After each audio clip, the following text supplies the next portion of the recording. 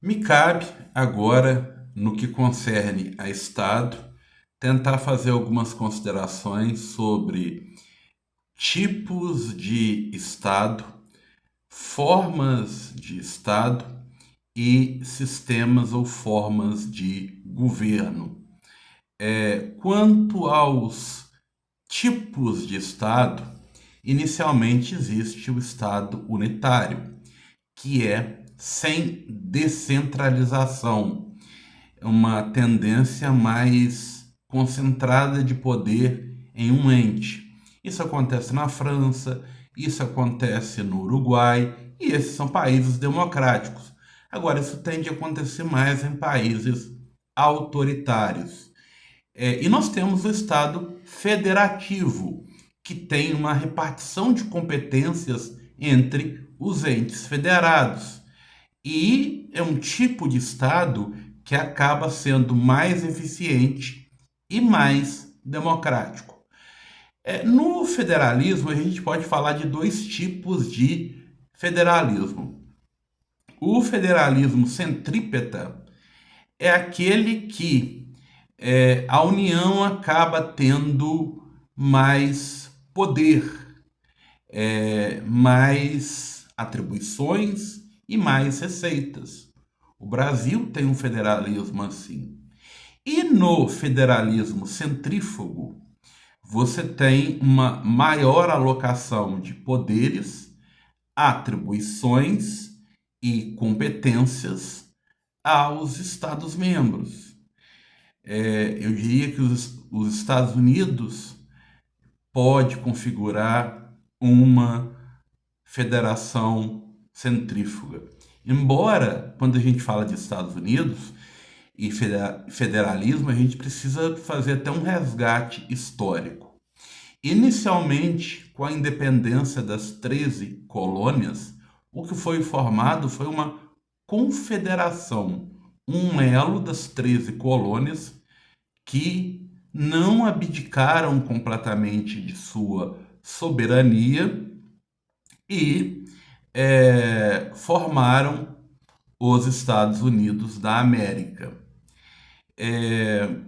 Mais adiante, com a Constituição, os Estados Unidos passou a ter um pendor de federação, embora tenha respeitado bastante a autonomia e um maior poder dos estados, comparado ao que os estados brasileiros podem fazer. O federalismo americano ele é muito mais descentralizado, dá muito mais autonomia aos estados.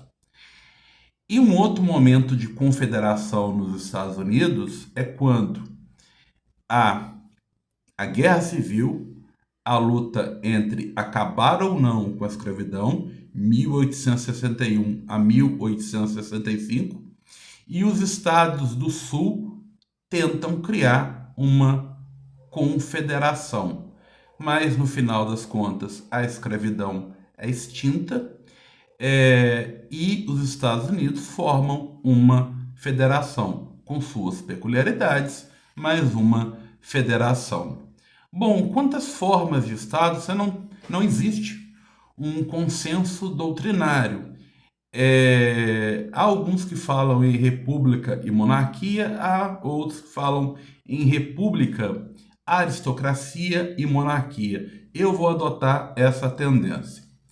A república, ela tem pendores mais democráticos, até porque a república, no momento contemporâneo, no Estado democrático de direito, tem como soberano o povo.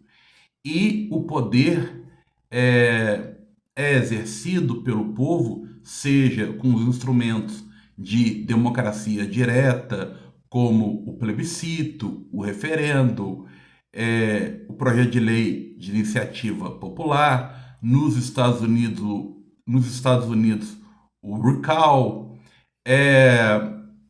e a democracia indireta, que é a eleição de governantes para exercerem mandatos em nome do povo. república é aquilo que o Maquiavel dizia que uma sociedade estável é uma sociedade unificada e que vai tender para uma república. Lembrando que Maquiavel, que sempre foi muito mal interpretado, ele era defensor de uma ideia republicana. Agora, existe o estudo do chamado ciclo da morte, a degeneração das formas de Estado. E a degeneração da república é a demagogia, é o populismo. A monarquia é outra forma de Estado que vai ter o poder centrado no rei, num grande monarca. Se dá com base em elementos de tradição e a transmissão de poder é mais fácil de ser entendida.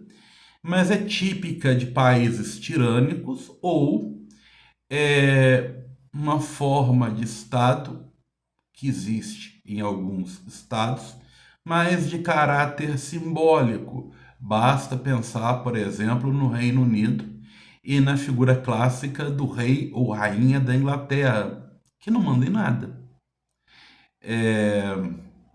Ou seja, só ficou a tradição. E a degeneração, o ciclo da morte da monarquia é a tirania, o totalitarismo. Existe também a aristocracia. A aristocracia é a ideia de um governo através da virtude, das elites, de figuras que se destacam do ponto de vista de grupos que se destacam e são hegemônicos do ponto de vista intelectual, econômico, um poder que reside nas elites. E a degeneração da aristocracia, o ciclo da morte da aristocracia, vai gerar a oligarquia, um sistema de castas. A gente também deve falar de sistemas de governo. E aí, basicamente, a gente fala de parlamentarismo e presidencialismo. O parlamentarismo, ele tem como grande exemplo, ou talvez como grande paradigma, o Reino Unido, a Inglaterra, especialmente a partir do século XVIII. E ele é um exemplo de limitação do poder do Estado e brecar os abusos da monarquia. O parlamentarismo trabalha na medida em que há um modelo de colaboração de poderes, mas com ascendência do legislativo, do parlamento, que tem certa primazia em relação ao executivo. Tanto é que cabe ao parlamento, que é eleito através de eleições, ficou até meio redundante, fixar o gabinete e quem é o primeiro-ministro. O primeiro-ministro, ele vai ser o chefe de governo, ele vai gerir e administrar o Estado. O chefe de Estado, que é a figura que representa o Estado internacionalmente, representa a soberania do Estado, ele tem menor relevância. Ele pode ser um presidente da República ou um monarca. No parlamentarismo, o primeiro-ministro não tem mandato fixo. Enquanto ele tiver maioria no parlamento e apoio do parlamento e apoio popular, ele vai ser permanente. Isso pode durar meses ou muitos anos. No parlamentarismo, como eu já deixei bem claro, o parlamento é mais forte.